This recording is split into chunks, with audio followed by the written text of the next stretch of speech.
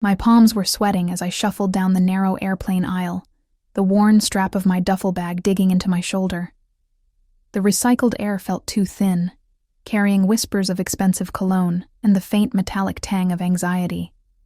Mine, not theirs.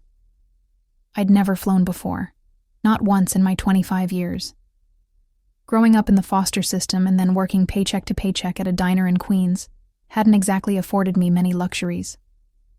"Excuse me," I murmured, trying to squeeze past a man in an expensive suit who barely acknowledged my existence. That's how it had always been, people looking through me rather than at me. I was background noise, wallpaper, the waitress you forget the moment she walks away from your table. The ticket in my trembling hand was my escape route. One way to San Francisco, where my childhood friend Mia had promised me a job and a place to crash until I got on my feet. Away from New York, away from the debt collectors, away from Eddie, the diner manager whose hands had started wandering when we closed up together. I glanced at my boarding pass again, the numbers blurring through fatigue and nerves. 7A. I scanned the row numbers, moving forward until I reached what I thought was my seat. The cabin light seemed brighter here, the leather seats wider, separated by actual armrests that didn't require passive-aggressive elbow wars with strangers. This must be it, I whispered to myself, sliding into the window seat. The leather felt buttery against my fingertips, nothing like the cracked vinyl booths I'd spent years wiping down at the diner. I allowed myself a small moment of satisfaction. The flight had been a splurge, but my entire life fit in one duffel bag and a backpack. I deserved this one comfort, didn't I? A flight attendant with perfect blonde hair and a smile that didn't quite reach her eyes moved past, doing a double take as she glanced at me. I shrank into the seat, suddenly aware of my faded jeans and secondhand sweater. Maybe she could smell the desperation on me. Maybe she knew I didn't belong, but she continued past, and I exhaled slowly, focusing on the small screen embedded in the seat in front of me. I traced my fingers over it, marveling at the selection of movies and TV shows. I'd never seen anything like it. My phone was a prepaid model from 3 years ago, and my apartment had never had cable.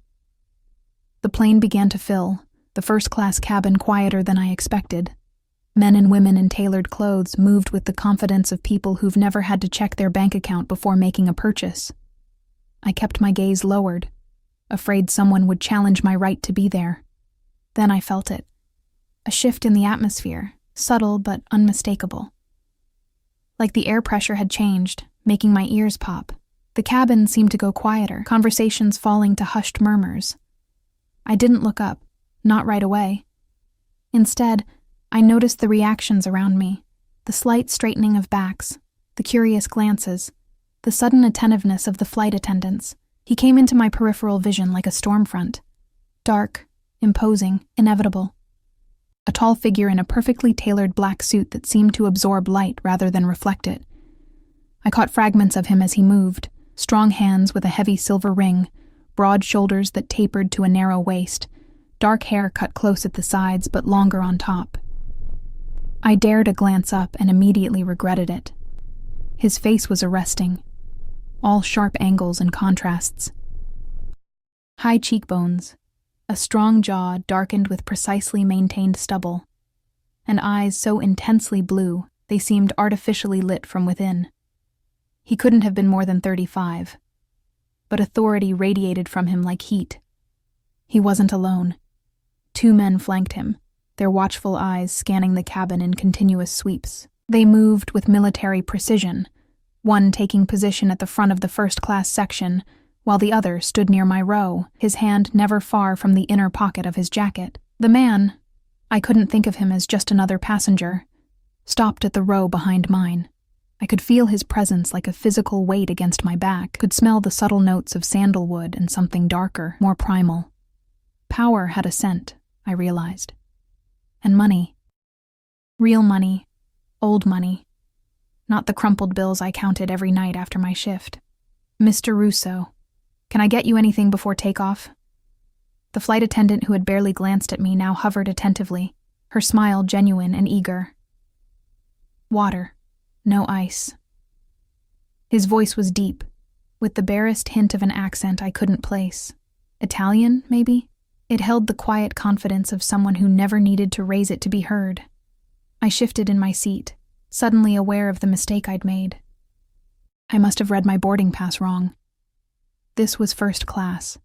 I belonged in economy, with the other struggling waitresses and minimum wage workers. Panic bloomed in my chest, but I stayed frozen, hoping that maybe, if I remained perfectly still, no one would notice me until after takeoff. Then I could explain the mistake to a flight attendant, away from curious eyes and judgmental stares. The plane was nearly full now.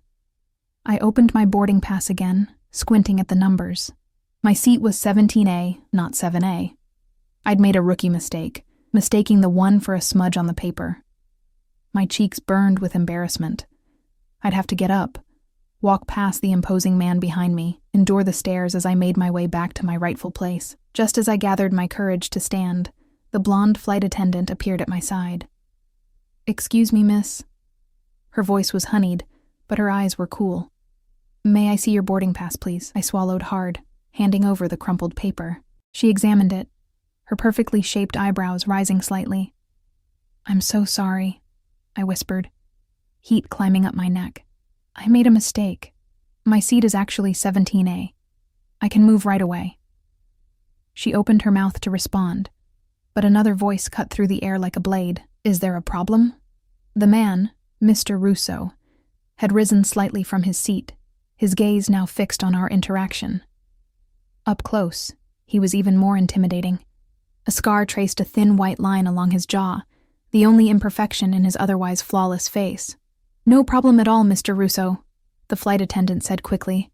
"This passenger is just in the wrong seat. She belongs in economy." His eyes found mine, and I felt the impact like a physical blow. They weren't just blue. They were arctic, calculating, assessing my worth in microseconds. I should have looked away, but I couldn't. Something in that gaze held me captive. "Which seat is hers?" he asked, never breaking eye contact with me. 17A, sir." A slight furrow appeared between his brows as he glanced at the boarding pass in the attendant's hand. I noticed 3 other men in suits sitting sporadically throughout first class, all watching our interaction with unnerving intensity. "Who's assigned to this seat?" He nodded toward where I sat. The attendant checked her tablet. "It's currently unoccupied, Mr. Russo. We're not at full capacity in first class today." Something shifted in his expression. A calculation completed. A decision made. "She stays." The attendant blinked. "Sir?" "She stays right here," he repeated, his tone brooking no argument. Then, directly to me, "Stay right here. Don't move." It wasn't a request. It was a command, delivered with the absolute certainty that it would be obeyed. I felt the weight of it settle over me like a heavy blanket, both confining and oddly comforting. The flight attendant's smile tightened. "Of course, Mr. Russo. As you wish." She handed my boarding pass back to me with stiff fingers and moved away quickly. I clutched the paper in my hand, my heart hammering against my ribs. Why had he done that? Why would this stranger insist I remain in a seat I hadn't paid for? I wanted to turn around, to thank him or question him, but something in his demeanor warned against it. The plane began to taxi, and I stared out the window, watching ground crew in orange vests grow smaller as we pulled away. Behind me, I heard the soft murmur of voices, Mr. Russo speaking in low tones to one of his companions. I couldn't make out the words, but I caught my description being passed along. The knowledge that I was being discussed sent a shiver down my spine. "First time flying?" The question startled me. I turned slightly to find Mr. Russo leaning forward, his forearms resting on his knees. He'd removed his suit jacket, revealing a crisp white shirt stretched across broad shoulders. A gold watch gleamed against his wrist, probably worth more than everything I owned combined. "Is it that obvious?" I managed, my voice embarrassingly small. His lips curved into something that wasn't quite a smile. "You have a death grip on the armrests, and we haven't even taken off yet." I looked down at my hands, knuckles white against the leather, and consciously relaxed my fingers. Yes. First time, the plane aligned with the runway, engines growing louder. Mr. Russo stayed leaning forward, those blue eyes never leaving my face. "What's your name?" I hesitated. Every instinct warned me against giving personal information to strangers, especially ones who commanded attention like he did. But those same instincts also warned against refusing him anything. Eliza, I said finally. Eliza Collins. Eliza, he repeated, as if tasting the word. I'm Alessio Russo. You can call me Alex. The plane surged forward, pressing me back against the seat as we accelerated down the runway. My stomach dropped, and I instinctively gripped the armrests again. A low chuckle from behind me made my cheeks burn. It gets easier, Alex said, his voice somehow cutting through the roar of the engines. Just breathe through it. I nodded, not trusting myself to speak as the plane lifted off the ground. The sensation was terrifying and exhilarating all at once, my stomach floating somewhere near my throat as New York fell away beneath us. When we leveled out, I risked another glance back at him. Alex was watching me with an intensity that made my skin prickle, not with fear exactly, but with something adjacent to it, awareness perhaps, the awareness of prey in the presence of a predator who hadn't yet decided to hunt. Thank you, I said, finally addressing the elephant in the room. For letting me stay in this seat, I really did make an honest mistake. I know you did. There was absolute certainty in his voice. How could you possibly know that? He leaned back in his seat, but his eyes never left mine. People who are trying to scam their way into first class don't look like they're about to apologize to the oxygen they're breathing. A startled laugh escaped me. Is that how I looked? That, and like you might bolt down the aisle at any moment. The flight attendant approached with a tray of champagne flutes. Complimentary champagne for first class, she announced, her professional smile firmly in place. She offered me a glass with visible reluctance. I reached for it, hyper-aware of Alex's gaze tracking my movements. As my fingers closed around the delicate stem, I noticed a thin line of discoloration around my wrist where my sleeve had ridden up. A fading bruise, a souvenir from Eddie's parting gift when I'd given my notice at the diner. Alex noticed it too.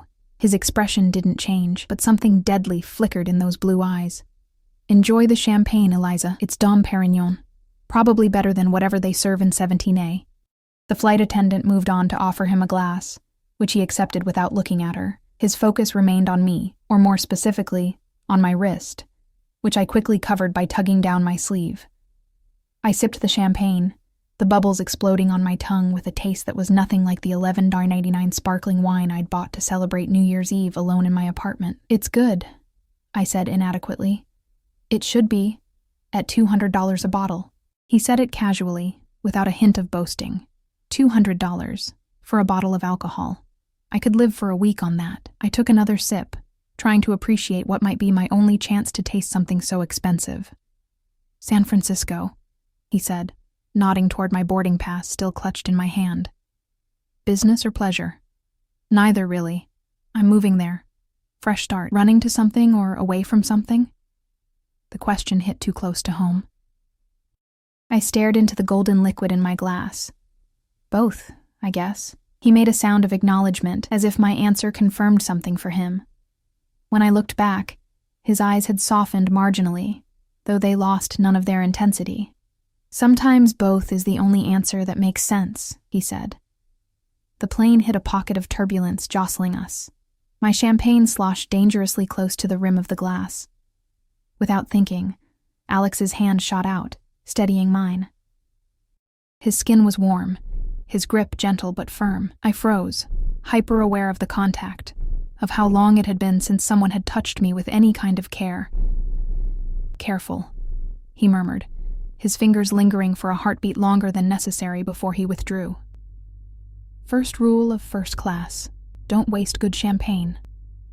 Something about his touch, brief as it was, unlocked a floodgate of sensation. The exhaustion of the past weeks, of working double shifts to save enough for this one-way ticket, of sleeping with one eye open in case Eddie made good on his threats, of wondering if I was making the biggest mistake of my life, crashed over me in a wave. Thank you, I said again, meaning it for more than just the champagne. Alex leaned back in his seat, studying me with those unreadable blue eyes. One of his men approached, bending to whisper something in his ear. Alex nodded once, then dismissed him with a slight gesture. Get some rest, Eliza, he said, his voice somehow both a suggestion and a command. It's a long flight to the West Coast. I turned back to the window, watching clouds drift by beneath us. but I remained acutely aware of his presence behind me. A gravitational pull I couldn't explain or resist. I didn't know who Alessio Russo was, or why he'd taken an interest in me. I didn't know what would happen when this plane landed in San Francisco, where Mia was supposed to meet me at baggage claim. All I knew was that for the first time in years, someone had seen me. Really seen me. And despite all logic and reason, despite the warning bells clanging in my head, a part of me never wanted to be invisible again. I closed my eyes, feeling the gentle vibration of the plane beneath me, the soft hum of the engines, and the weight of a stranger's gaze on the back of my head. Whatever happened when we landed, I had 6 hours of sanctuary in a seat that wasn't mine, courtesy of a man who looked at me like he could read every secret I'd ever tried to hide. I must have fallen asleep, lulled by the steady hum of the engines and the champagne warming my blood. When I woke, the cabin lights had been dimmed, and a soft blanket covered me that I didn't remember requesting. I shifted in my seat, momentarily disoriented, before memories of how I'd ended up in first class came flooding back. Slowly, carefully, I turned to glance behind me. Alex was awake, the blue glow from his tablet illuminating the sharp planes of his face. He looked up immediately, as if he'd sensed my movement before I'd even made it. Our eyes met in the shadowed cabin, and something unspoken passed between us, a current of recognition, of awareness. "Sleep well?" he asked, his voice pitched low enough not to disturb the other passengers.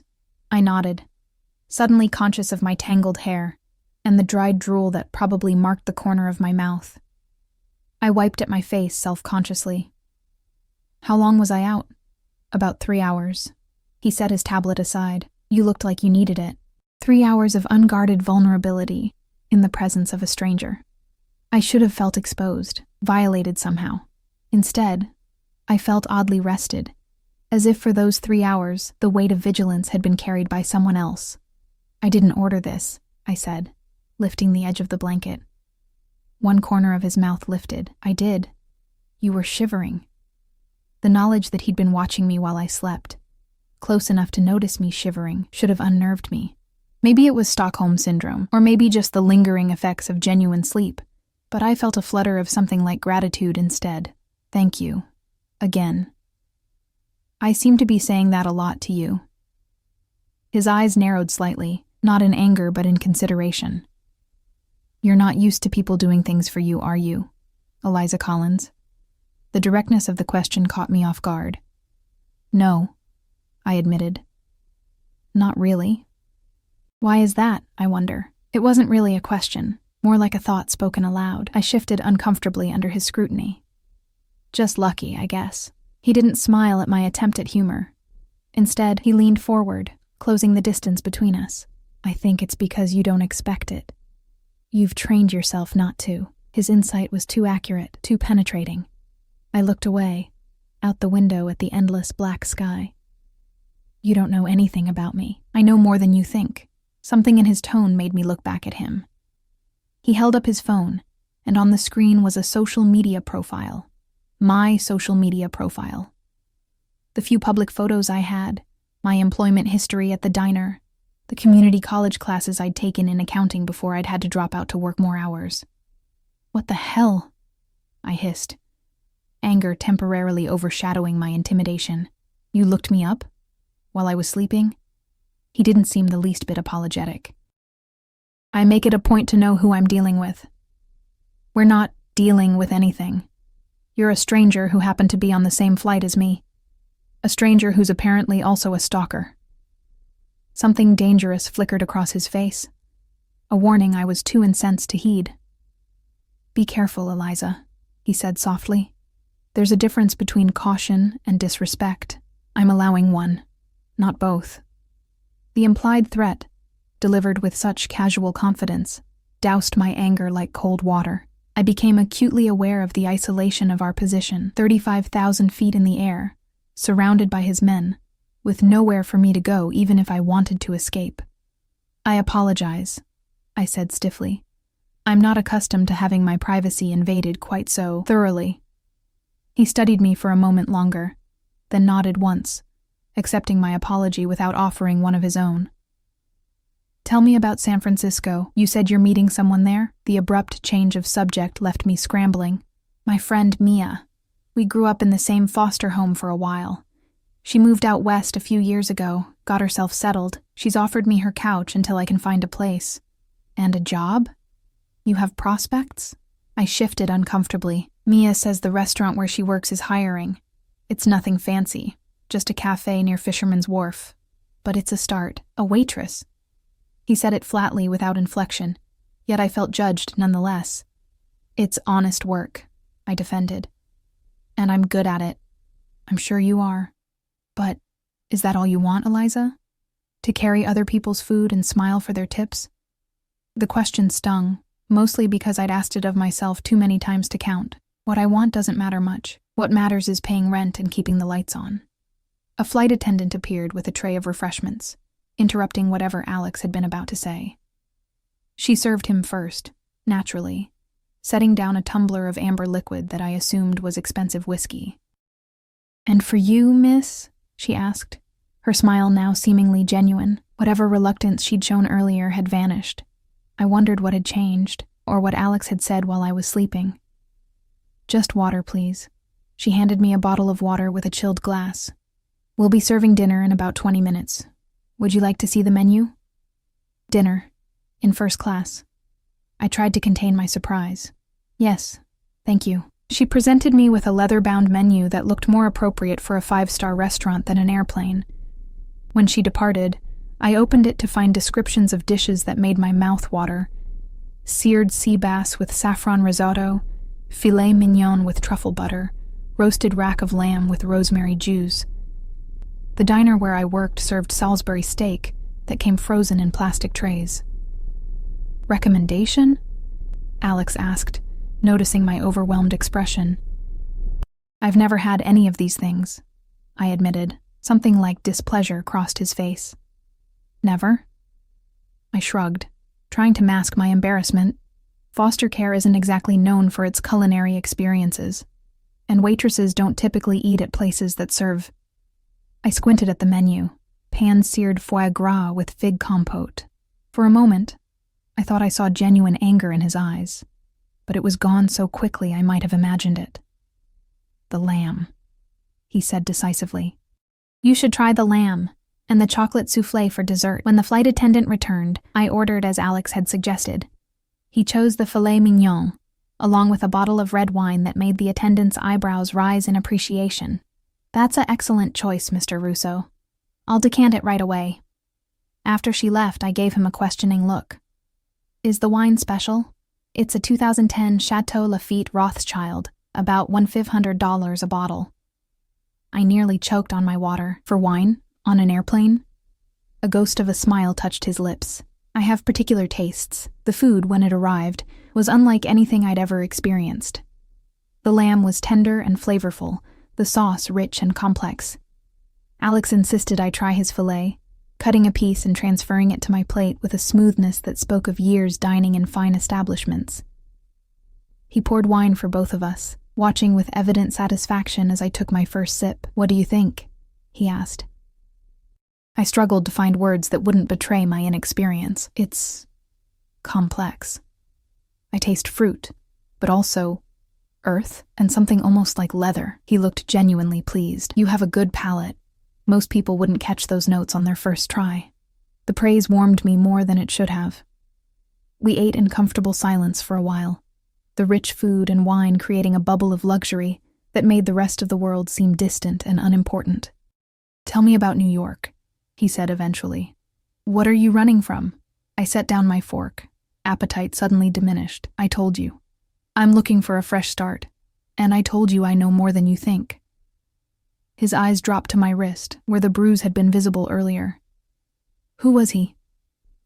The question was so direct, so penetrating, that I couldn't muster a denial. "My boss at the diner, Eddie. He got the wrong idea about our relationship." Alex's expression hardened. "Did he touch you without permission?" I stared down at my plate.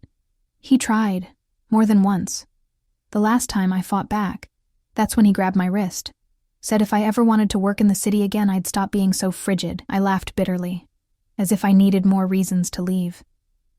I didn't look up, afraid of what I might see in Alex's eyes. Pity, perhaps, or worse, disgust. When he spoke, his voice was controlled, but with an underlying current of rage that made me shiver. Eddie who? The question was so unexpected that I glanced up. What? His full name, the diner's address. Give them to me. A chill ran through me. Why? Because men like that don't stop with one woman. Because consequences exist for a reason. His eyes held mine, unflinching, because I asked. I should have been frightened by the implications. Instead, I felt a dark satisfaction unfurling in my chest. Eddie Brennan, Murphy's Diner on West 34th and 8th Avenue. Alex nodded once, then tapped something into his phone before setting it aside. I didn't ask what he'd done. Some questions are safer left unasked. The dessert arrived, a perfect chocolate soufflé that collapsed with a sigh when the server drizzled warm chocolate sauce over it. Alex watched me take my first bite, his eyes tracking the movement of the spoon to my lips with an intensity that made heat rise to my cheeks. Good? He asked, his voice dropping an octave. I nodded, unable to speak around the rich chocolate melting on my tongue. A small sound of pleasure escaped me before I could stop it, and his eyes darkened in response. You should experience pleasure more often, Eliza Collins, he said quietly. It suits you. The air between us shifted, charged with something I was too inexperienced to name but instinctive enough to recognize. Danger and desire inextricably linked. I forced myself to break eye contact, focusing on finishing my dessert while my heart hammered against my ribs. When I glanced up again, Alex was watching me with the patient focus of a predator who knows its prey has nowhere to run. What do you do? I asked, desperate to steer the conversation to safer ground. For work, I mean. I'm an import-export, primarily high-end goods between Europe and North America. That sounds vague. He smiled, a genuine one this time that transformed his face from merely handsome to devastating. It is. Deliberately so. Are you always this mysterious, or am I special? As soon as the words left my mouth, I regretted them. Too bold, too flirtatious, too dangerous. But Alex didn't seem offended. If anything, his smile deepened. You are special, Eliza. More than you know. Before I could respond to that cryptic statement, one of his men appeared at his side, bending to whisper in his ear. Alex's expression shifted instantly, pleasure replaced by cold calculation. He nodded once, then turned back to me. Excuse me for a moment. He rose with fluid grace and moved to the front of the first-class cabin with his associate, their heads bent together in quiet conversation. I couldn't hear what they were saying, but I could read tension in the set of Alex's shoulders, in the controlled movements of his hands as he spoke. The flight attendant cleared our dinner trays, and I took the opportunity to visit the lavatory. Inside the surprisingly spacious bathroom, I stared at my reflection in the mirror. My cheeks were flushed, eyes bright from wine and something else. Excitement, maybe, or fear. Both felt remarkably similar at that moment. What are you doing? I whispered to my reflection. This man is a stranger, a dangerous stranger. But that wasn't quite true anymore, was it? In the space of a few hours, Alessio Russo had seen parts of me I rarely showed anyone. My vulnerability, my anger, my pleasure. And I had glimpsed enough of him to know that whatever business he conducted, it operated in shadows deeper than I'd ever ventured. When I returned to my seat, Alex was back in his face a carefully composed mask of neutrality. But his knuckles were white where he gripped the armrest, betraying the tension he was trying to conceal. Everything okay? I asked cautiously. He glanced up, seemed to consider how much to say, then made a decision. A minor business complication.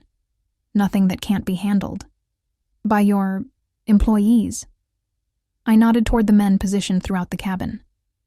Associates. He corrected smoothly. And yes. The cabin lights dimmed further, signaling that it was time for passengers to sleep during the overnight flight. Around us, people reclined their seats, donned sleep masks, settled in for the remaining hours of the journey. You should rest, Alex said. We still have a few hours before landing. I hesitated. I don't think I can sleep anymore, too much on my mind. He studied me for a moment, then reached into his carry-on and extracted a slim leather case. From it, he removed a book, a well-worn copy of The Great Gatsby. "Here," he said, offering it to me. "If you're going to be awake, you might as well have something to occupy your thoughts." I took the book, our fingers brushing in the exchange. "You carry literature in your carry-on?" "I find Fitzgerald to be excellent company on long flights." I opened the book carefully, noting the dog-eared pages and margin notes written in a strong, angular hand. "This is your personal copy." "Yes. And you're letting me borrow it." He tilted his head slightly. "Is that so strange? It feels intimate." His eyes held mine in the dimness. "Does that make you uncomfortable?" It should have. Everything about this situation should have made me uncomfortable. Instead, I found myself drawn deeper into whatever web was being woven between us. "No," I admitted. "It doesn't." He nodded, as if my answer confirmed something for him. "Good. Read, Eliza. I enjoy watching your expressions change as you think." It should have been a creepy statement. Instead, it made me feel seen in a way I'd rarely experienced. I turned my attention to the book, aware of his gaze on me as I began to read the familiar opening lines. But my concentration kept slipping, pulled away by the magnetic presence behind me, by questions that multiplied with each passing hour. Who was Alessio Russo, really? What kind of import-export business required armed guards on commercial flights? Why had he taken such an interest in me, a nobody waitress with nothing to offer someone like him? And most importantly, what would happen when this plane landed and the brief, surreal bubble of first-class luxury burst around us? After about an hour of pretending to read while my thoughts chased themselves in circles, I felt a light touch on my shoulder. I turned to find Alex leaning forward, his face close enough that I could see the faint stubble darkening his jaw despite the dim cabin lights. "Your mind is too loud," he said softly. "I can practically hear you thinking." I closed the book, keeping my finger between the pages to mark my place. "Sorry." "Don't apologize.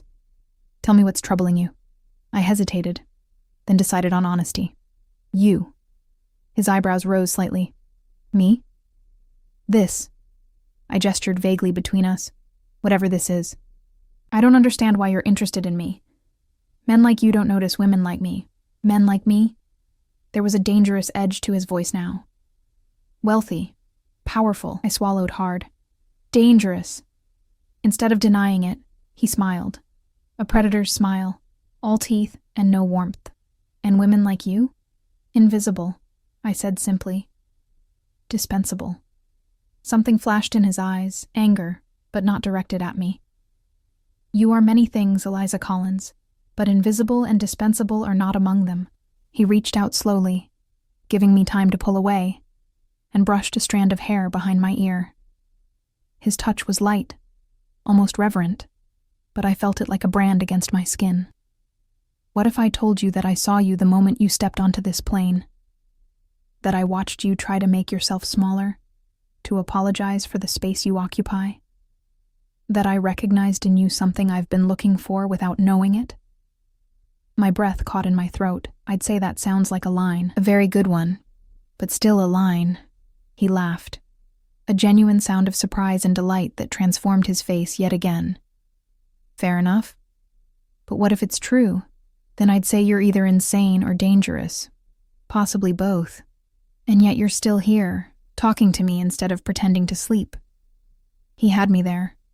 I couldn't explain the pull I felt toward him, the sense that in the space of a few hours, my life had veered off its predictable trajectory into something unknown and potentially hazardous.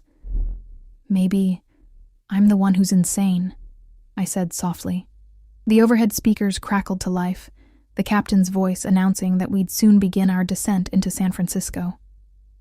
The spell between us broke as the cabin lights brightened and flight attendants moved through the aisles, collecting trash and preparing for landing. I handed the book back to Alex, our fingers lingering together longer than necessary. "Thank you. It's one of my favorites." "Keep it," he said, closing my fingers around the worn cover. "A souvenir of your first flight. I couldn't. It's yours. It has your notes in it. That's why I want you to have it." His eyes held mine, intense and unreadable. something to remember me by, as if I could forget him, as if the few hours spent in his orbit hadn't already altered something fundamental within me. The plane began its descent, the change in altitude making my ears pop. San Francisco appeared below us, a sprawl of lights against the darkness, the iconic Golden Gate Bridge illuminated against the night sky. A new city, a new beginning. But suddenly, the future I'd been so desperate to reach felt hollow compared to the intensity of the present moment. What happens when we land? I asked, the question that had been circling my mind for hours finally escaping. Alex's expression gave nothing away. That depends on you, Eliza. On me? How? He leaned closer, his voice dropping so only I could hear him. When we reach the gate, you have a choice to make. You can go to baggage claim, meet your friend Mia, start your new life as a waitress by the wharf. He paused, his eyes never leaving mine. Or you can come with me. My heart stuttered. Come with you where? Does it matter? It should have. It should have been the only thing that mattered. Instead, I found myself considering walking away from the safe, predictable path I'd planned into something unknown with a man I'd just met. A man who radiated danger and secrets. You don't even know me, I whispered. I know enough. His certainty was absolute. The rest, we have time to discover. The plane touched down with a jolt, tires squealing against the runway. Reality came rushing back, my duffel bag with everything I owned. Mia waiting at baggage claim, the job she'd helped secure for me. The sensible future I'd planned so carefully. I can't just... You can. Alex interrupted. That's the beauty of it, Eliza. You can do exactly what you want. For once in your life, you have a genuine choice. The plane taxied to the gate, each second bringing me closer to a decision that suddenly felt monumental. Around us, passengers began gathering their belongings, phones lighting up as they reconnected with the world. But in our bubble of first class, time seemed suspended between one heartbeat and the next. Why me? I finally asked, my voice barely audible above the ambient noise of the cabin. Out of all the people you could choose, why me? Alex considered me with those penetrating blue eyes, because when I looked at you, I saw someone who deserves more than she's been given, someone who survived without becoming hard. That's rarer than you might think. His words struck something deep within me, a lonely, neglected part that had always longed to be valued for exactly who I was. You don't make offers like this to every woman you meet on planes, I said. It wasn't a question. I've never made this offer to anyone. The intensity in his voice left no room for doubt. This isn't a habit, Eliza. This isn't a game. The seatbelt sign dinged off. Around us, passengers stood, retrieving luggage from overhead compartments. Alex remained seated, waiting for my response, his stillness a counterpoint to the movement around us. If I say no? I asked, needing to understand the parameters of this strange situation. Then you walk away. No consequences. No regrets. He paused. At least, not on my end. The implication that I might regret refusing him hung in the air between us. The plane had reached the gate now, the gentle bump as the jetway connected, jarring me back to reality. I need to think, I said. Alex nodded once. Of course. He stood, and one of his men immediately appeared with his suit jacket. Alex shrugged it on with effortless grace, then reached for something in the inner pocket. He extracted a business card and held it out to me. My private number, he said as I took it. Available to you regardless of your decision today. The card was heavyweight cream stock, embossed with only his name and a phone number. No company, no title.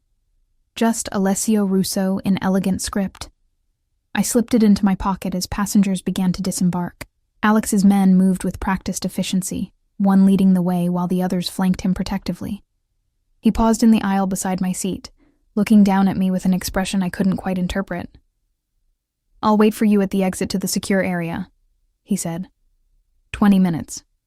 After that, I'll assume you've made your choice. And then he was gone, moving through the cabin with the fluid confidence of a man accustomed to the world parting before him. I remained seated, fingers tracing the edges of his card in my pocket, heart hammering against my ribs. 20 minutes to decide the course of my life. I gathered my meager belongings. The backpack I'd stowed under the seat, The duffel I'd have to retrieve from baggage claim. The worn copy of The Great Gatsby he'd insisted I keep. These physical anchors to reality felt insubstantial compared to the weight of the choice before me. I made my way off the plane in a daze, thanking the flight attendants automatically. The terminal was a blur of lights and sounds, too bright and too loud after the cocoon of first class. I followed signs toward baggage claim, each step leaden with indecision. Mia would be waiting. Reliable, practical Mia who'd pulled herself up from the same foster system that had spat me out. Mia who'd offered me her couch, who'd spoken to her manager about hiring me, who represented safety and certainty. And then there was Alex.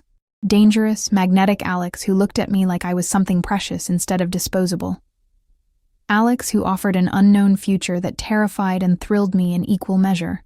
I found myself stopping in the middle of the concourse, travelers flowing around me like water around a stone. What was I doing? What kind of person seriously considered abandoning a solid plan for a man she'd just met on a plane? A man who was clearly involved in something illegal, who traveled with armed guards, who could make flight attendants change their behavior with a word. I pulled out my phone and found Mia's number. I should call her, tell her I'd landed, that I was on my way to baggage claim, that everything was proceeding according to plan. Instead, I found myself opening her text messages, scanning our conversations from the past few weeks, her excitement about my arrival, her descriptions of the apartment she shared with 2 other girls, where I'd be sleeping on a pull-out couch in the living room, the cafe job she'd lined up, minimum wage plus tips, just like the diner in New York, different city, same life. Was that really what I wanted? To trade one invisible existence for another? To keep surviving instead of living? I looked up at a departures board, the minutes ticking away, 15 left of the 20 Alex had given me. My phone buzzed in my hand, a text from Mia. Just parked, at baggage claim. Can't wait to see you.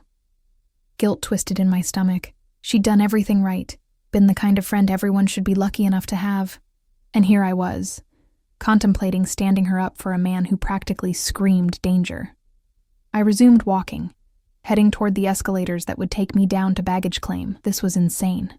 I'd known Alex for hours, not even a full day. Whatever I thought I felt was just a product of stress, exhaustion, and the surreal environment of first class. Halfway down the escalator, I stopped again. Below me, I could see the baggage carousels, crowds of people waiting for their luggage. I scanned the faces, looking for Mia's familiar features, and then I saw her. Short dark hair, oversized sweater, anxiously checking her phone. Mia, my lifeline, my safety net. She looked up, scanning the arrivals, hope written across her face. In that moment, I knew. I knew that if I went to her, if I accepted the life she was offering, I'd always wonder what might have happened if I'd chosen differently. I'd live with that question mark hanging over me. That road not taken. I backed up the escalator, drawing confused looks from other travelers, and hurried back to the main concourse. 10 minutes left. My heart raced as I retraced my steps, moving against the flow of passengers. I didn't know if I was making the right choice. Objectively, it was probably the wrong one, but it was my choice. Perhaps the first truly autonomous decision I'd made in a life defined by reacting to circumstances rather than creating them. I reached the exit from the secure area, where arriving passengers emerged to meet those waiting for them. And there he was, standing slightly apart from the crowd, his men positioned strategically nearby. Alex wasn't looking for me. He was on his phone, his expression serious, authoritative. This was a man accustomed to giving orders and having them obeyed without question. What was I doing? Before I could reconsider, his eyes lifted, scanning the crowd with the focused intensity I'd come to recognize. When he saw me, something shifted in his expression. Surprise, followed by satisfaction. He put away his phone and waited, not approaching, giving me the space to make my final decision. I walked toward him, each step feeling both terrifying and inevitable. When I reached him, I stopped, my duffel bag suddenly heavy on my shoulder. "You're here," he said simply. "I am. And your friend?" I swallowed hard. I texted her, told her something came up, that I'd call her tomorrow. It was a coward's move, I knew. Mia deserved better, but I couldn't bear to see her face when I told her I was abandoning our plans for a man I barely knew. Alex nodded. not commenting on my methods. "Are you certain, Eliza? This isn't a decision you can unmake." The gravity in his voice should have sent me running. Instead, it anchored me. Whatever this was, he wasn't treating it lightly. "I'm not certain of anything," I admitted, except that I'd regret walking away. Something like approval flashed in his eyes. He extended his hand to me, a simple gesture laden with significance. I hesitated only a moment before placing my palm against his. His fingers closed around mine, warm and secure. "Come," he said, "the car is waiting." He led me through the terminal, his men moving around us like a well-choreographed dance, one ahead clearing the way, others behind and beside us, creating a bubble of space in the crowded airport. People seemed to instinctively move aside, sensing something in their bearing that commanded deference. Outside, the cool San Francisco night air hit my face, carrying the unfamiliar sense of the bay. A sleek black SUV with tinted windows idled at the curb, a driver standing at attention beside it. Another identical vehicle was parked behind it. "Mr. Russo," the driver acknowledged, opening the rear door as we approached. Alex guided me into the back seat, his hand at the small of my back, protective, possessive. He slid in beside me, the leather seats impossibly soft compared to any vehicle I'd ever been in. His men dispersed to the other car, leaving just the driver with us. "Where are we going?" I asked, as the car pulled away from the curb. "My home," Alex replied. "Unless you'd prefer a hotel for tonight." The implication that there would be many nights ahead sent a shiver through me. "Your home is fine." He studied me in the dim light of the car's interior. "You're nervous." "Wouldn't you be? I just upended my entire life plan to go home with a stranger." "Not a stranger anymore," he corrected. "But yes, I understand your apprehension. Ask me anything, Eliza, whatever you need to feel more at ease." I considered what I most wanted to know.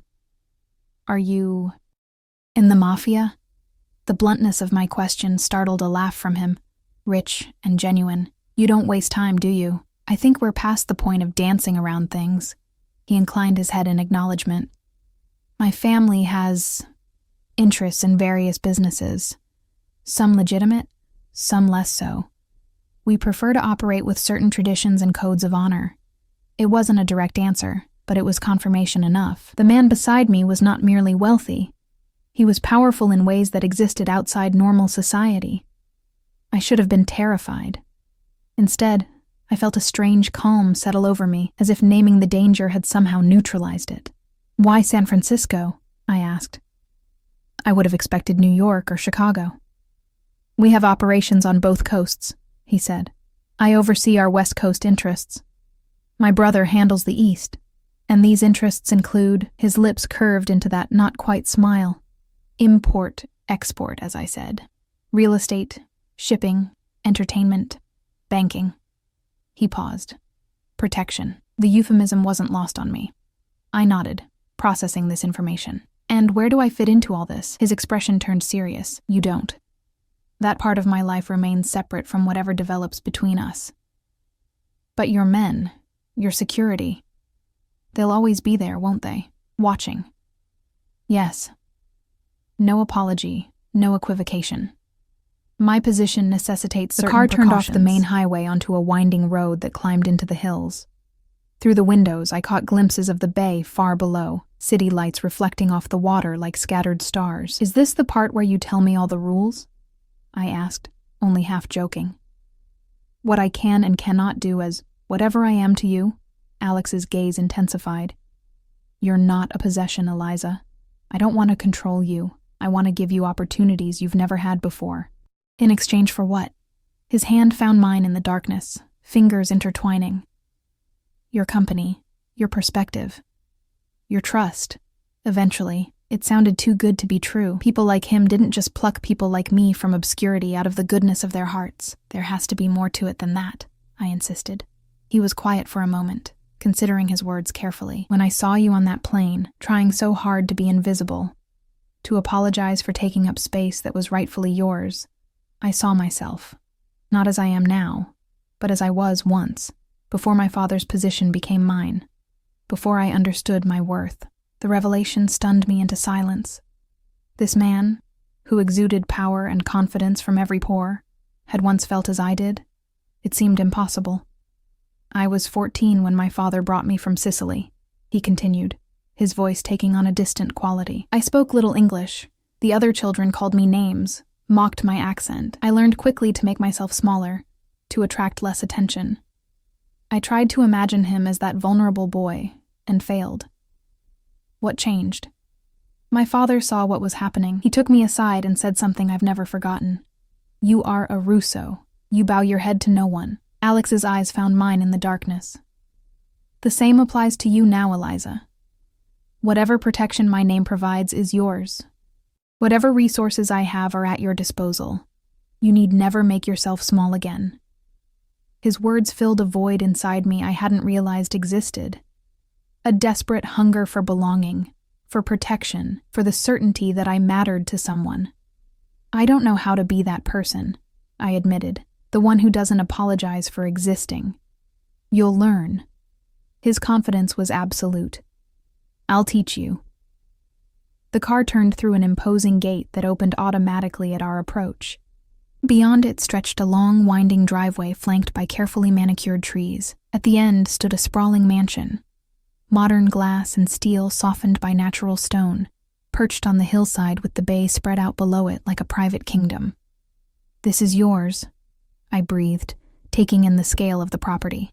Ours, he corrected, for as long as you choose to stay. The car came to a stop at the front entrance, a massive glass door flanked by stone columns. Before the driver could exit, Alex raised a hand to stop him. One more thing, Eliza. His expression turned serious. My world can be dangerous. There are people who would use anyone close to me as leverage. If you stay, you accept that risk, and the protection that comes with it. It should have been the final warning I needed. The red flag too bright to ignore. Instead, it felt like honesty. The first truly unvarnished truth I'd been offered in a life filled with foster parents who pretended to care until the checks stopped coming, and boyfriends who claimed to love me until something better came along. I understand, I said. He searched my face, looking for any sign of hesitation. You can still change your mind. One word, and the driver will take you anywhere you want to go. I thought of Mia, probably still waiting at baggage claim, worried and confused. Of the cramped apartment and minimum wage job that represented the sum total of my ambitions just hours ago. Of the invisible life I'd been prepared to accept, because I didn't believe I deserved more. I want to stay, I said, surprising myself with the steadiness in my voice. Something like triumph flashed in Alex's eyes. He nodded once, then opened the car door and extended his hand to help me out. The night air was cool against my skin as I stepped from the car, my duffel bag pathetically small against the grandeur of the mansion before me. Alex's hand rested at the small of my back, guiding me toward the entrance. The massive door opened before we reached it, revealing a woman in her 50s, with silver-streaked dark hair, pulled into a neat bun. Her expression betrayed no surprise at my presence, just calm efficiency. "Good evening, Mr. Russo," she said, stepping aside to let us enter. "Sophia, this is Eliza Collins," Alex said as we crossed the threshold. "She'll be staying with us. Please prepare the blue suite." Sophia nodded, her dark eyes taking my measure with a single glance. "Of course, sir. Would you like dinner served?" I suddenly realized how long it had been since the meal on the plane. Hours had passed, and it was now well past midnight on East Coast time. Exhaustion hit me in a wave, the adrenaline of decision-making finally ebbing. Alex must have noticed because he shook his head. "Not tonight. Perhaps a light supper in Miss Collins' room, and have her things brought up." "Thing," I corrected automatically. "Just the one bag." Something flashed across Sophia's face. Surprise, perhaps, or pity, before her professional mask returned. "Right away, sir." She disappeared down one of the many hallways branching off from the enormous entryway. I took in my surroundings with wide eyes, trying not to gape openly at the luxury surrounding me. The foyer alone was larger than my entire New York apartment, with soaring ceilings and a chandelier that looked like it belonged in a European palace. The floors were polished marble, the walls adorned with what appeared to be original artwork. Through an archway, I glimpsed a living room with floor-to-ceiling windows overlooking the twinkling lights of San Francisco below. This is... I trailed off, unable to find adequate words. Ostentatious? Alex suggested, a hint of amusement in his voice. I was going to say intimidating, I admitted. He took my hand, his thumb tracing circles on my palm. It's just a house, Eliza. Bigger than most, certainly, but still just walls and floors and windows. Easy for him to say, I thought. He'd grown up in this world of wealth and power. To me, it was like landing on an alien planet where I didn't speak the language or understand the customs. Sophia reappeared. The blue suite is ready, sir. I've had Ms. Collins's bag taken up, and a light supper will be served shortly. Thank you, Sophia. That will be all for tonight. She nodded and withdrew, leaving us alone in the vast entryway. Come, Alex said. You're exhausted. Tomorrow is soon enough for a proper tour. He led me up a sweeping staircase to the second floor, down a hallway lined with more artwork. Modern pieces that probably cost more than I'd earn in a decade. We stopped at a set of double doors, which he opened to reveal what he'd called the Blue Suite. It was, in fact, a full apartment within the house. A sitting room with plush sofas and another wall of windows, a small dining area, and through an open door, I glimpsed a bedroom with the largest bed I'd ever seen. The bathroom is through there, Alex said, gesturing to another door. Sophia will have left everything you might need, but if there's anything else, just use the house phone to call down. I stood in the center of the room, my mind struggling to process this new reality. Just that morning, I'd been in my cramped New York apartment, counting pennies and worrying about making rent. Now I was standing in a mansion overlooking San Francisco, with a man who belonged to a world I'd only ever seen in movies. This is crazy, I whispered. More to myself than to him. Alex moved closer, his presence warm and solid in the unreality of the moment. It's a lot to take in. I understand that. Do you? I looked up at him, searching his face for any sign that he truly comprehended the vertigo I was experiencing. How could you possibly understand what this is like for me? Instead of taking offense, he considered my question seriously. No, he admitted finally. I can't fully understand. Your experience is uniquely yours. All I can do is try to make the transition as comfortable as possible. His honesty disarmed me. I'd expected platitudes or dismissal, not genuine acknowledgement of the gap between our worlds. I don't know how to be here, I confessed. I don't know the rules, the expectations. I don't even know what I'm supposed to call you. Alex, he said simply. Just Alex. And there are no rules, Eliza. No expectations beyond those of basic courtesy. You're not my employee or my subordinate. What am I then? He reached out, his fingers brushing my cheek with surprising gentleness. My guest. For now. What comes next, we'll discover together. The tension between us shifted, electricity humming in the space where his skin touched mine. I was acutely aware of how close he stood, of the subtle scent of his cologne, of the heat radiating from his body. A knock at the door broke the moment. Alex stepped back, his expression carefully neutral as he called, "Enter." A young man in a black uniform wheeled in a cart laden with covered dishes. He set it near the small dining table, nodded respectfully to Alex, and departed without a word. Your supper, Alex said. I'll leave you to rest. You've had a long day. He moved toward the door, and panic suddenly flared in my chest. For all my uncertainty, the thought of being left alone in this strange place was somehow worse. Wait, I said, the word escaping before I could consider it. Will I see you in the morning? He paused, turning back to me with an expression I couldn't quite read. If you wish. I do. The admission felt more vulnerable than it should have. Something softened in his eyes. Then I'll have breakfast served on the terrace at 9. Sophia will show you the way. He hesitated, then closed the distance between us once more. Slowly, giving me every opportunity to step away, he leaned down and pressed his lips to my forehead, a gesture so unexpectedly tender that my breath caught. Sleep well, Eliza Collins, he murmured against my skin. Tomorrow begins a new life for you. Then he was gone, the door closing softly behind him, leaving me alone with my racing thoughts and a future that had transformed completely in the space of a single day. I woke disoriented, sunshine streaming through floor-to-ceiling windows I didn't recognize. For a moment, panic gripped me. Where was I? Then the events of yesterday cascaded back in a rush of memories. The plane, Alex. The decision that had altered the trajectory of my life in a single moment. I sat up, taking in my surroundings properly in daylight. The bed was enormous, draped in linens so fine they felt like water against my skin. The bedroom itself was the size of my entire New York apartment, decorated in soothing shades of blue and cream. French doors led to a private balcony overlooking the bay. San Francisco spread out below like a miniature model city. A soft knock at the door pulled me from my reverie. "Yes?" I called, suddenly conscious of my rumpled appearance. Sophia entered, carrying a garment bag and a small tray with a steaming cup. "Good morning, Ms. Collins. I've brought you coffee and some clothing options." "Thank you, but I have clothes," I said, glancing at my duffel bag in the corner. Sophia's expression remained carefully neutral. Of course. Mr. Russo merely suggested these might be more comfortable for breakfast on the terrace. The mornings can be quite cool here. She laid the garment bag on a nearby chair and set the coffee on the bedside table.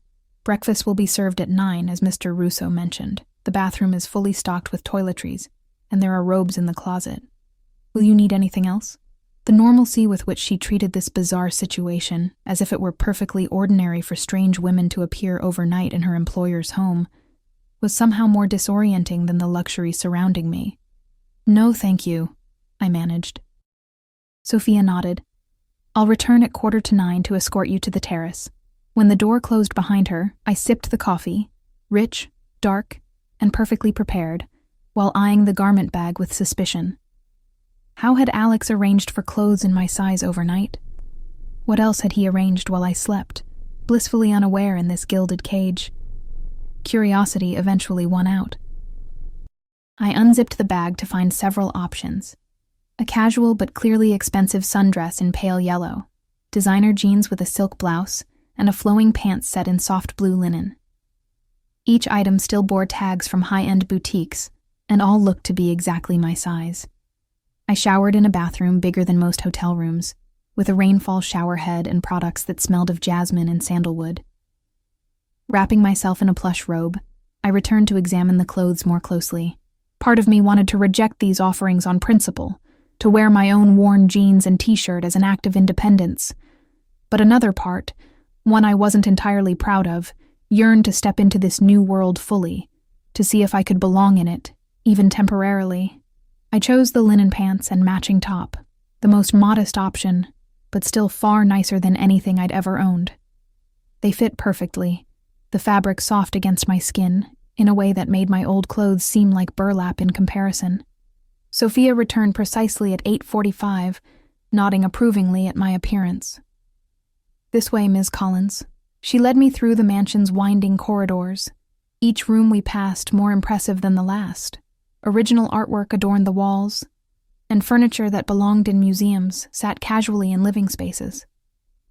The scale of wealth on display was almost obscene, making me acutely aware of the gulf between Alex's world and mine. We emerged onto a sprawling terrace with panoramic views of the bay.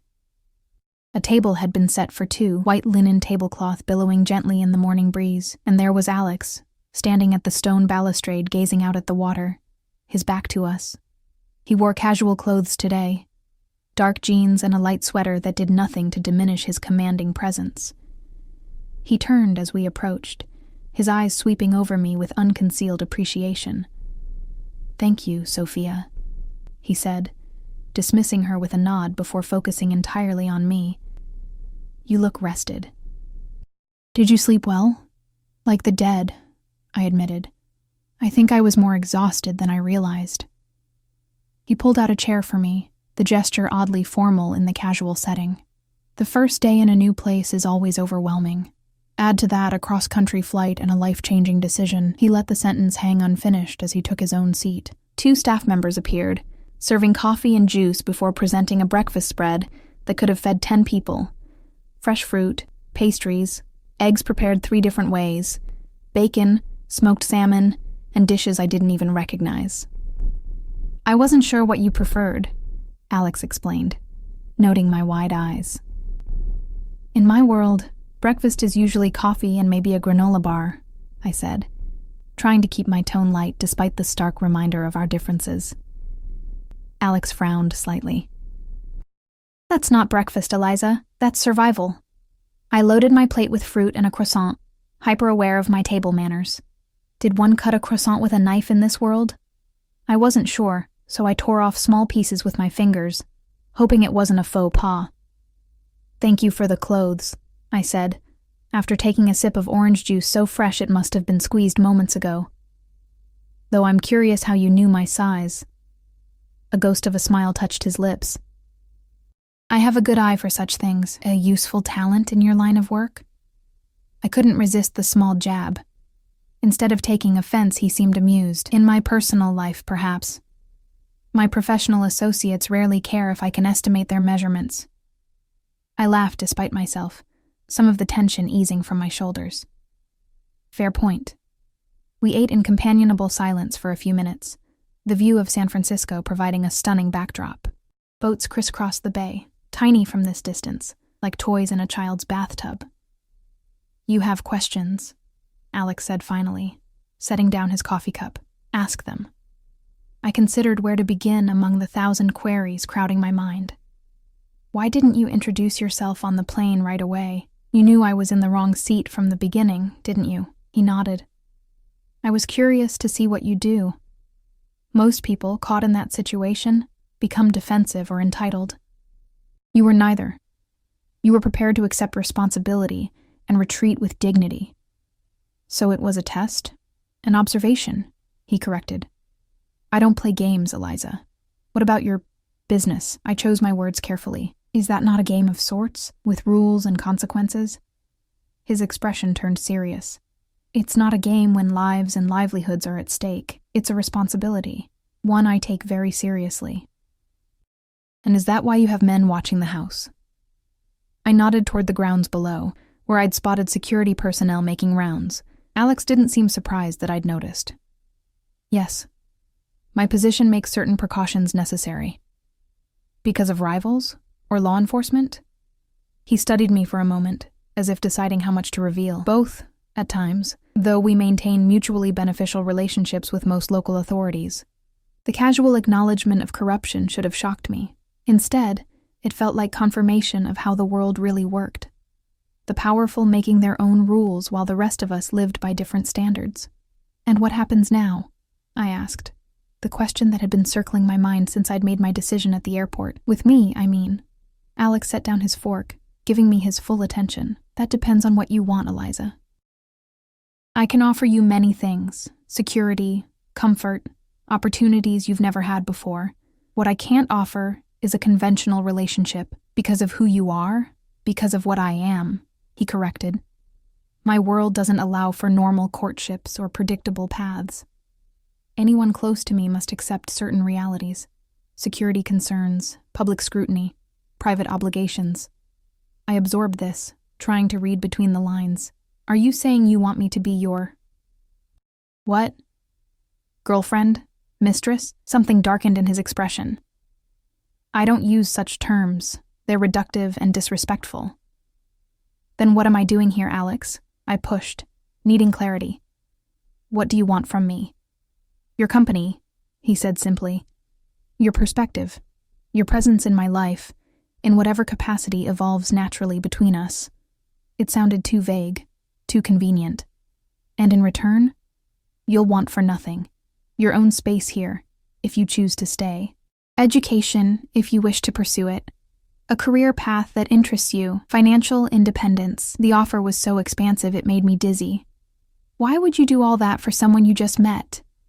Alex leaned forward, his intensity magnetic. Because I recognize something in you, Eliza. A resilience. An untapped potential. And because I'm in a position to offer opportunities that would otherwise be closed to you. Most men who approach women on planes aren't offering scholarships and careers, I pointed out dryly. He acknowledged this with a slight tilt of his head. I'm not most men. No, I agreed. You're not. A comfortable silence fell between us as I processed his words. Below on the grounds, I noticed more security personnel changing shifts. a subtle but constant reminder of the world I'd stepped into. I should call Mia, I said suddenly, guilt washing over me. She deserves a real explanation, not a cryptic text message. Alex nodded. Of course. Use the phone in your suite. It's secure. The implication that normal phones might not be secure was another reminder of the shadows surrounding his life. But before I could dwell on it, a man in a suit approached our table. I recognized him as one of Alex's security team from the plane. Mr. Russo, he said, his voice low. Antonelli called. The shipment at the docks needs your attention. There's been a discrepancy. Alex's expression hardened instantly, all warmth vanishing like a light switched off. He gave a curt nod, and the man retreated. I apologize, Alex said, rising from the table. Business requires my attention. Feel free to explore the grounds. The gardens are particularly nice this time of year. Sophia can show you to the library if you prefer to read. I should return by dinner. Just like that. He shifted from the attentive host to the businessman with pressing matters elsewhere. It was jarring to witness the transformation, to see the mask of civility slip, to reveal the power beneath. Of course, I said, trying to hide my disappointment. Your work is important. He paused, studying my face. Then, in a gesture that surprised me, he leaned down and brushed his lips against my cheek. I'll make it up to you, he murmured, his breath warm against my skin, and then he was gone, striding purposefully across the terrace, phone already at his ear as he issued instructions I couldn't quite hear. Left alone at the breakfast table, I felt suddenly adrift. What was I doing here, in this mansion overlooking a city I didn't know, with a man whose business I couldn't begin to understand? Had I made a terrible mistake? Trading one form of uncertainty for another, more dangerous kind? I finished my coffee slowly, watching the boats on the bay and trying to orient myself in this strange new reality. Eventually, I made my way back to my suite, following the path Sophia had shown me earlier. The mansion was quiet, the occasional staff member nodding respectfully as I passed. In my room, I found my phone charging beside the bed. Someone must have plugged it in while I slept. There were 17 missed calls from Mia, and a series of increasingly frantic text messages. Where are you? Eliza. I'm worried, please call me. Did something happen? Should I call the police? At least let me know you're safe. The last message had come just an hour ago. I sat on the edge of the bed, guilt washing over me in waves. Mia didn't deserve this treatment after everything she'd done for me. I picked up the suite's phone and dialed her number, heart pounding as it rang. Hello? Her voice was wary, not recognizing the unfamiliar number. Mia, it's me. It's Eliza. Eliza, oh my God. Where are you? I've been worried sick. I waited at the airport for hours, called hospitals, everything. I'm so sorry, I said, the inadequacy of the words painful. Something unexpected happened. What could possibly happen between getting off a plane and meeting me at baggage claim? Were you kidnapped? Are you okay? I almost laughed at how close to the truth her kidnapping comment was. Not literally accurate, but spiritually not far off. I'm fine, I promise. Better than fine, actually. I met someone. Silence on the other end, then. You met someone. On the plane. And what? Just went home with them instead of meeting me as planned? Put like that. It sounded awful. Irresponsible. Selfish. It's complicated, Mia. He's offering me opportunities I couldn't turn down. Oh my God, she said, her voice dropping to a whisper. Please tell me you didn't go home with some rich guy who promised you things. Please tell me you're not that naive. Her words stung because they contained a kernel of truth. Viewed objectively, that's exactly what I'd done. It's not like that, I insisted, though I wasn't entirely convinced myself. He's a businessman. He wants to help me get established here, maybe go back to school. A businessman, she repeated flatly. What kind of business? I hesitated. Import, export, mostly. Mia made a sound of disbelief. Import, export. Right, and I'm the Queen of England. Eliza, do you hear yourself? This sounds like the setup to a cautionary tale they tell at women's shelters. Her concern was valid, If our positions were reversed, I'd probably be saying the same things. I know how it sounds, but I'm fine. I'm safe, and I'm sorry for leaving you hanging at the airport. That was unforgivable. Where are you now? Give me the address, and I'll come get you. I can't do that. Even as I said it, I recognized how it must sound to her. Can't or won't. Her voice had taken on an edge of anger now. Because if he's preventing you from telling me— No one is preventing me from doing anything, I interrupted. This was my choice, Mia. Mine. Maybe it's the wrong one, but it's mine to make. A long silence followed. When she spoke again, her voice was cooler, more controlled. Fine, it's your life, but not if, when this blows up in your face, my couch will still be available. Assuming you're not in pieces at the bottom of the bay. Mia. No, I get it. The waitressing job and cramped apartment weren't glamorous enough. You wanted the fairy tale. Just be careful what you wish for, Eliza. Not all princes are charming, and some castles are really prisons. Before I could respond, she hung up. I sat with the phone in my hand, her words echoing in my mind. Was she right? Was I being hopelessly naive? I moved to the balcony, gazing out at the spectacular view that now felt slightly tainted.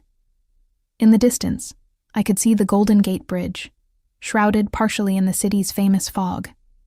Somewhere beyond it was Mia's apartment, the life I'd planned, the safe choice I'd abandoned. A knock at the door pulled me from my thoughts. I opened it to find Sophia, her expression as professionally neutral as ever. Ms. Collins, Mr. Russo asked me to inform you that he's been delayed.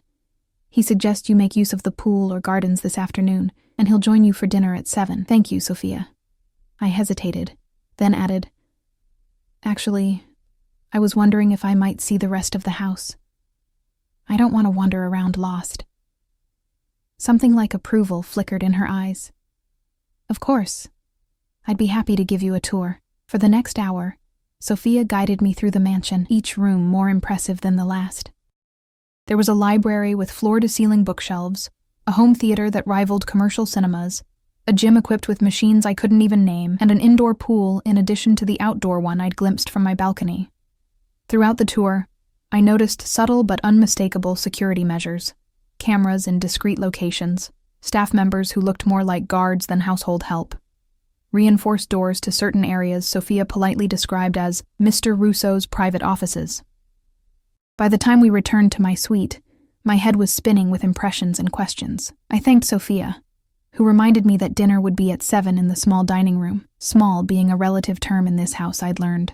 Left alone, I explored my suite more thoroughly, discovering a walk-in closet that now contained not just the options Sophia had brought that morning, but an entire wardrobe of clothes in my size.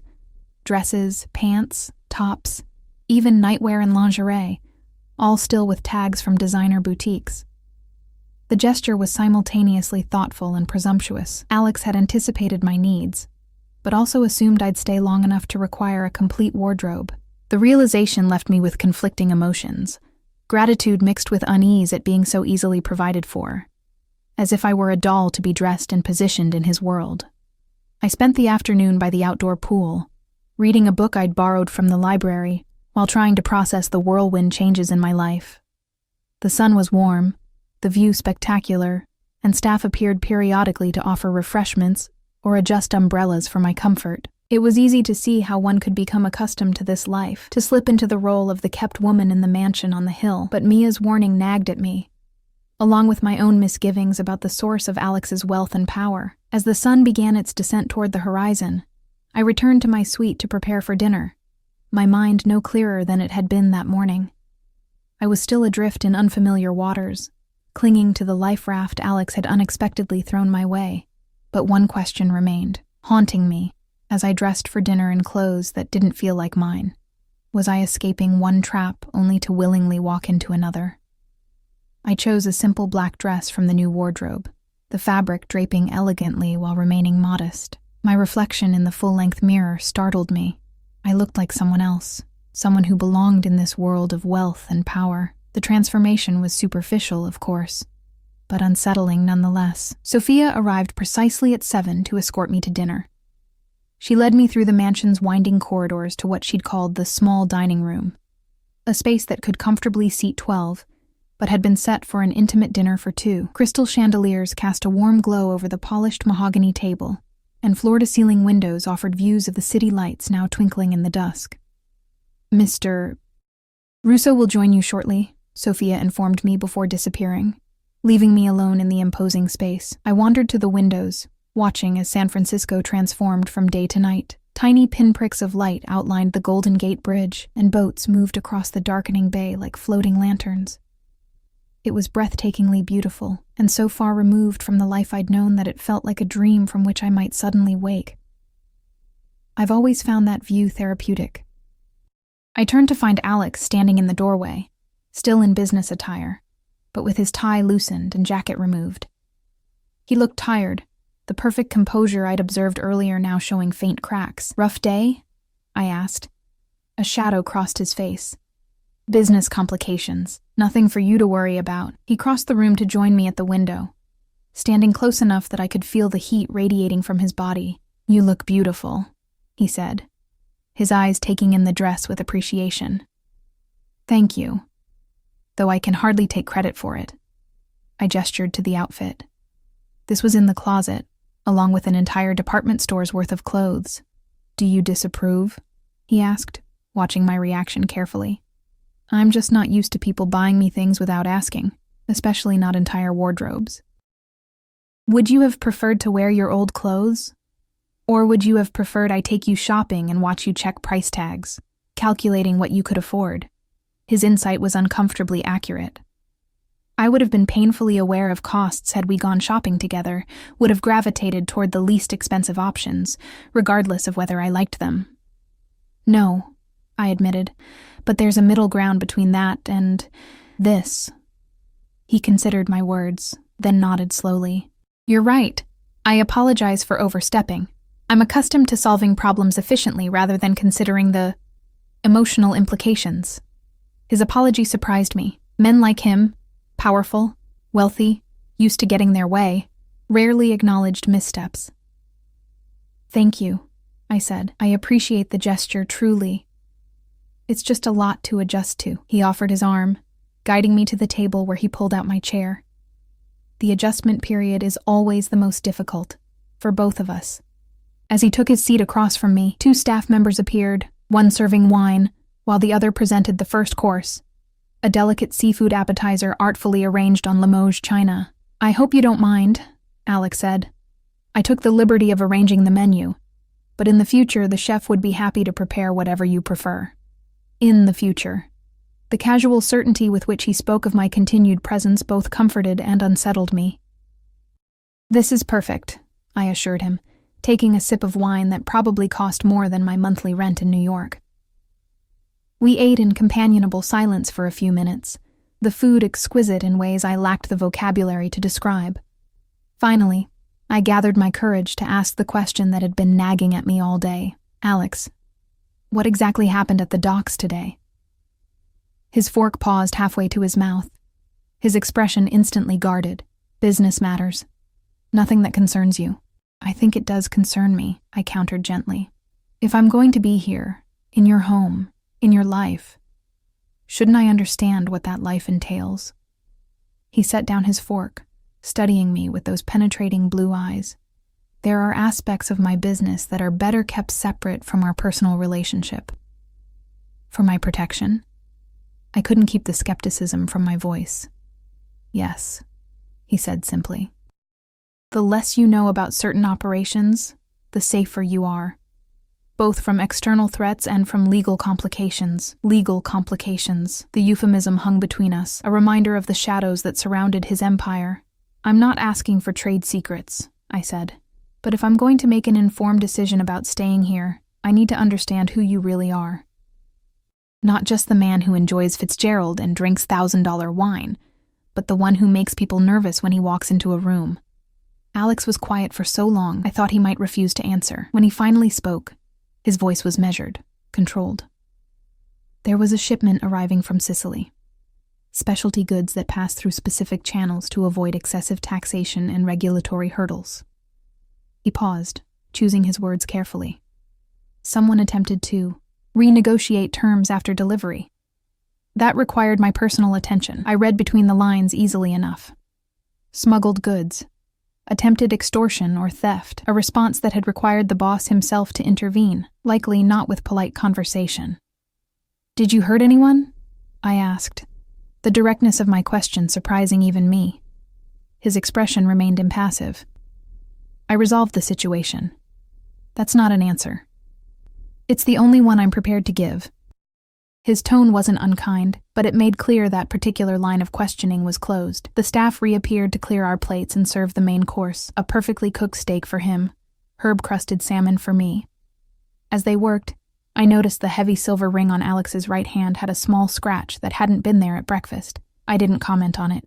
When we were alone again, Alex changed the subject. "I've arranged for a car and security detail to be at your disposal, should you wish to explore the city." "My own security detail?" I couldn't hide my surprise. "Is that really necessary?" "Unfortunately, yes. My position makes it necessary to take precautions with anyone close to me." He took a sip of wine. "But they're discreet. You'll hardly notice their presence." Somehow I doubted that. "And the car? Let me guess. Bulletproof?" He didn't smile. "Yes."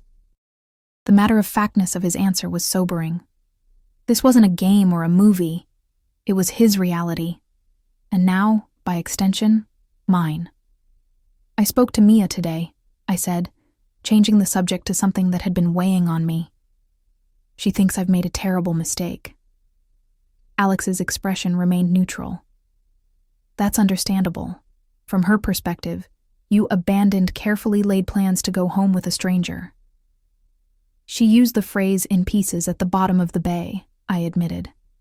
That drew a slight smile from him. "Your friend has a vivid imagination, or a realistic assessment of how these situations usually end." I met his gaze directly. "Can you honestly tell me her fears are completely unfounded?" He set down his wine glass, giving me his full attention. "What I can tell you is that you are under my protection now. That means no harm will come to you, from me or anyone else, so long as you remain here." The way he phrased it sent a chill down my spine.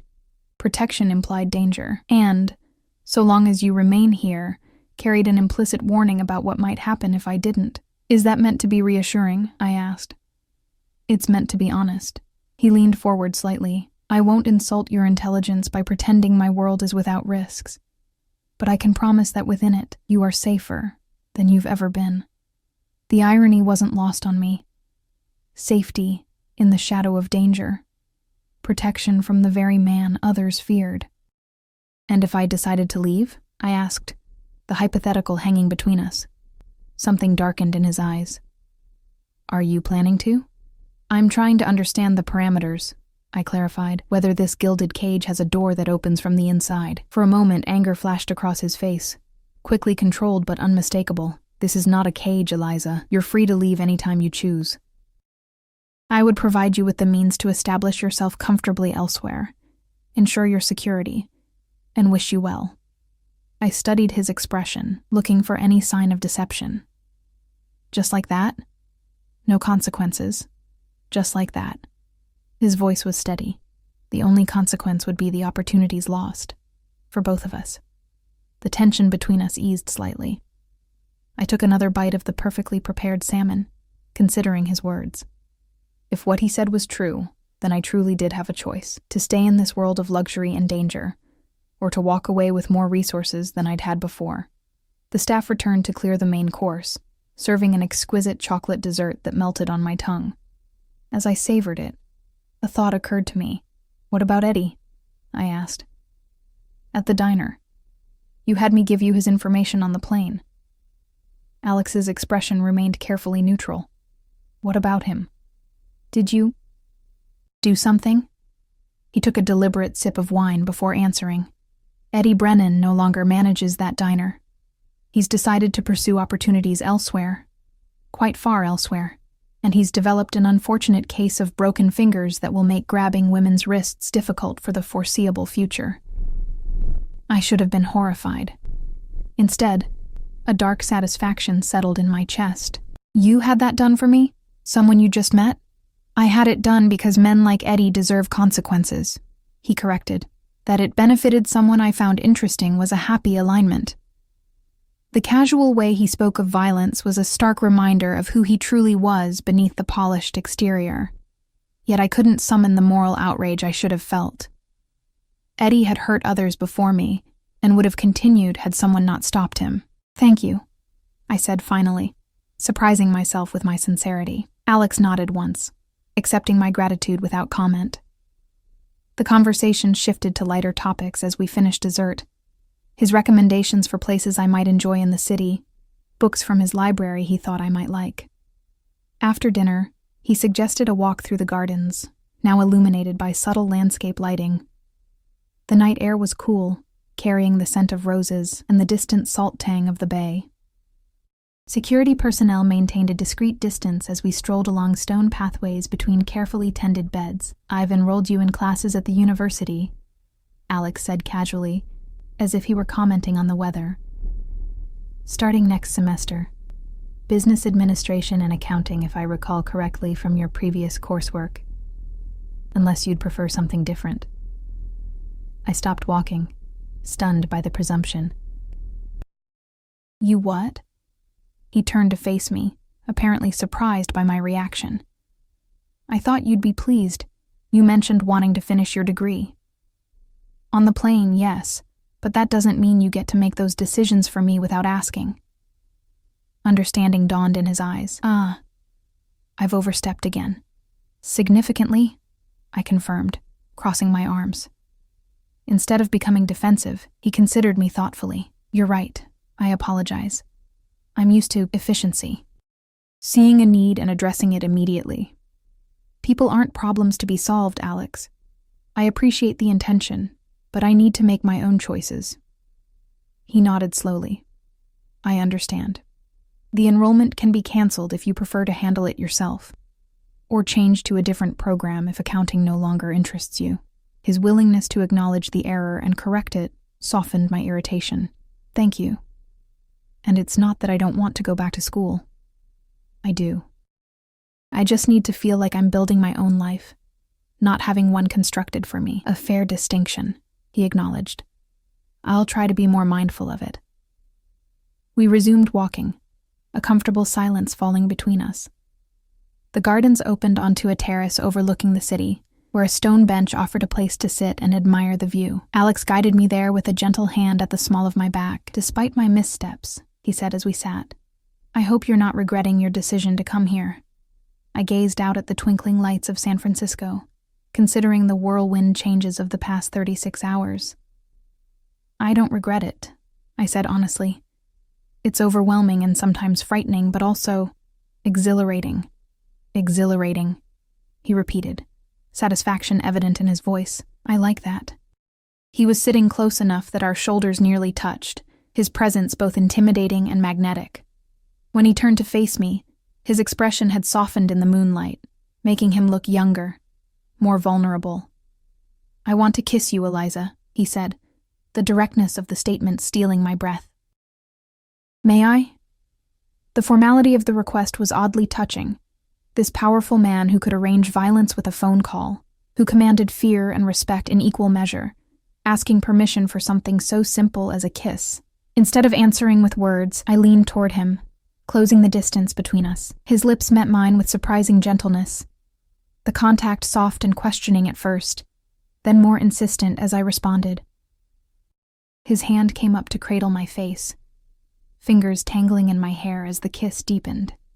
I'd been kissed before, of course, but never like this, never with such focused intensity. As if the world had narrowed to just this moment, just this connection.